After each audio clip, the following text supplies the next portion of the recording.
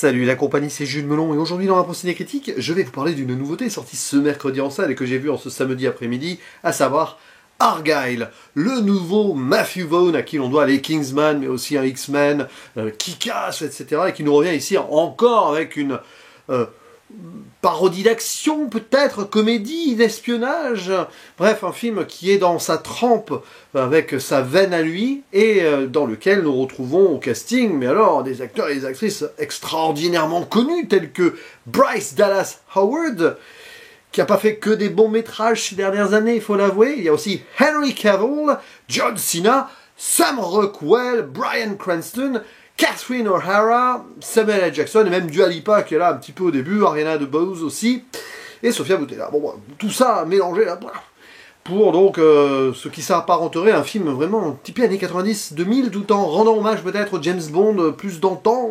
Bref, c'est de l'espionnage, mais à la fois tourné en dérision, et avec une once de sérieux et un scénario très alambiqué, il y a pas mal de twists. Je pense que je serai obligé d'en faire une zone spoiler. Alors, évidemment, les premiers retours ne me mettaient pas en confiance, mais j'y suis allé en mode, j'avais besoin de me détendre en ce début de week-end, il le faut en ce moment. Et oui, disons que les retours des gens que je connais, pour la plupart, il y en a quand même, mais sont quand même bien négatifs. Alors, l'histoire, elle est simple, sur le papier. Simple sur le papier, d'ailleurs, sur le papier, enfin, sur le clavier d'ordinateur et l'écran. Nous allons suivre Ellie Conway, qui est une écrivaine, voilà, elle fait des romans d'espionnage. Elle en est à son 4e tome, voilà, qu'elle est en train de publier. Elle est déjà quasiment en train de finir le 5e, où elle raconte donc les histoires, aventures de l'agent Argyle, joué par Henry Cavill, qu'on voit apparaître. Donc, c'est de la fiction dans la fiction quand on voit Henry Cavill. Enfin, peut-être pas jusqu'au bout, mais j'y reviendrai après. Et à un moment, bon, elle a du mal à finir ce 5e tome. Elle appelle sa maman, qui lui donne des conseils, tout ça, mais elle n'arrive pas vraiment à trouver le bon dernier chapitre. Bon, elle va partir rejoindre du coup papa et maman pour se ressourcer et discuter avec eux, peut-être avoir de l'inspiration, quoi.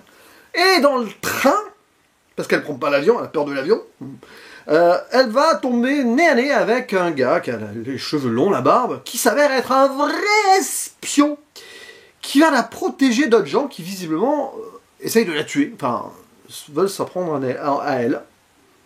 Voilà. Du coup, la réalité rattrape sa fiction et elle est complètement paumée. Et elle voit en cet agent joué par Sam Rockwell, le sien qu'elle a écrit, donc interprété par Henry Cavill. Ça donne lieu à des échanges comme ça visuels, c'est très bien fait sur le plan de la réalisation là-dessus, c'est dynamique et tout.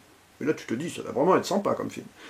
Et après il se passe beaucoup de choses, beaucoup, parce qu'elle va partir en mission forcée avec cet homme, qui veut, comme en fait les adversaires, se servir de son imagination pour résoudre des vrais cas, car sur les 4 premiers tomes, publiés en tout cas, elle a tendance à avoir prédit des trucs. Voilà, un peu Ian Fleming, serait-elle une espionne aussi? Il y a cette blague à un moment parmi les gens qui sont en dédicace et tout.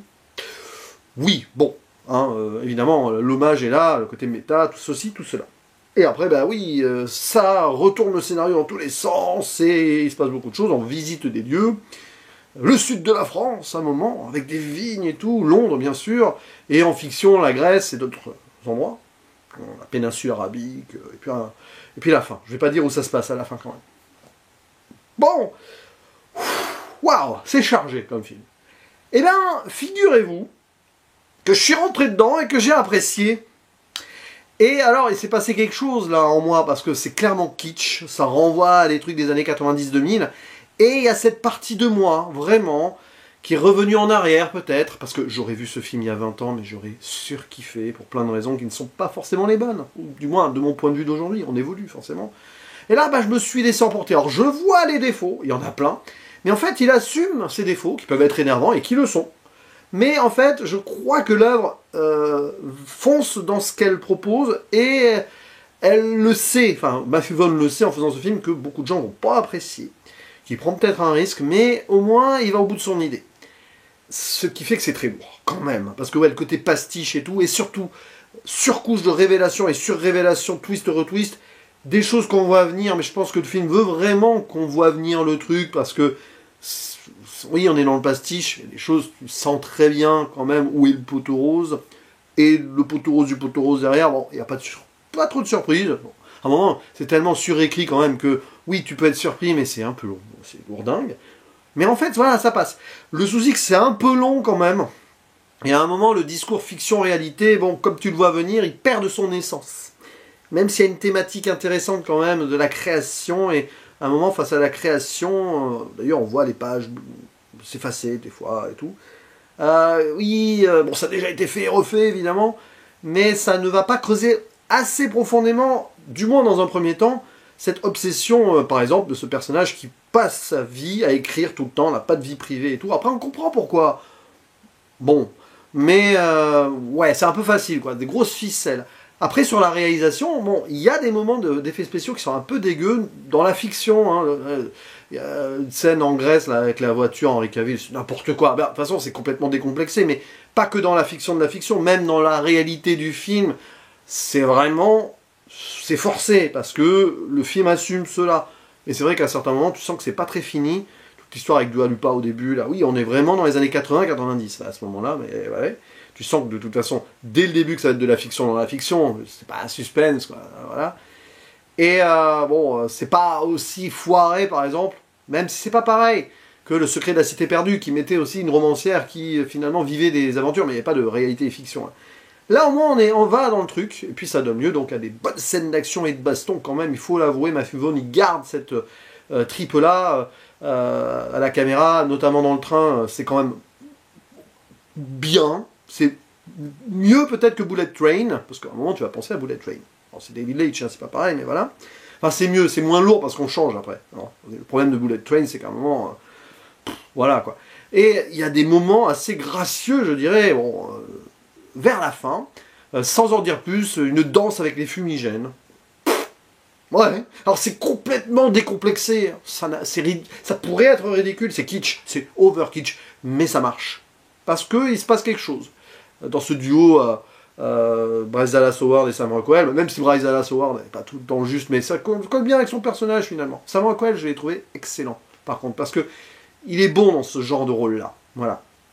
Et ouais, bon, après la réalisation de la scène d'action, c'est intéressant, parce que finalement, on ne retient que les scènes d'action hein, chez Matthew Vaughn souvent, et ses transitions. Ah, le cinéaste des transitions, tout le temps. Des points de vue aussi assez intéressants, il y a un chat, c'est un peu running gag, mais le chat est important aussi, et des fois on voit ce qui se passe de ses yeux, et puis l'idée de changer aussi de fiction-réalité de ce qu'elle voit, des fois elle cligne les yeux comme ça, et puis ça annonce des choses évidemment. Donc, spoiler quand même spoiler. Toutes ces révélations, je vais pas faire toute la liste, hein. Bon, il s'avère que l'auteur, bon, l'écrivaine, n'est pas de ce métier-là à la base, c'est une ancienne espionne, agent extraordinaire, à qui on a lavé le cerveau, voilà. Perte de mémoire, lavage de cerveau, ses parents ne sont pas des parents, Bryan Cranston et Catherine O'Hara sont en fait les méchants, oui d'ailleurs le film il assume là-dessus, ah les méchants, c'est drôle. Et donc, oui, elle va se révéler être Rachel Argyle, Et donc c'est elle, Henri Cavill, et Sam Rockwell, en fait, c'est son petit ami d'avant, ancien équipier, qui s'avère être le John Cena de sa fiction. Okay. Et très vite, en fait, si on prête attention à des scènes du début, tout est annoncé, même qu'on les revoit après. Et puis des retournements, genre ce serait peut-être la méchante, double jeu, agent double, triple. Et oui, là on voit que ça veut parodier les films d'espionnage, mais que c'est lourd. À un moment, c'est lourd. C'est lourd parce que tu vois venir, et puis même si tu vois pas venir, c'est là, et il y a tout un creux quand même dans le film où c'est... mais il y a cette fin qui est bien. Même si elle est dans le kitsch assumé, le retour du personnage Ariana DeBose qui n'a aucun sens, mais aucun, hein, mais c'est... Alors là, voilà, l'écriture, mais même dans cette écriture très tirée par les cheveux, finalement, il y a une cohérence dans le forçage des choses. Donc je pense que le film s'assume, et rien que pour cela, j'ai une petite tendresse pour celui-ci, j'ai passé un bon moment global, même si c'est un petit peu trop fourre-tout et sur...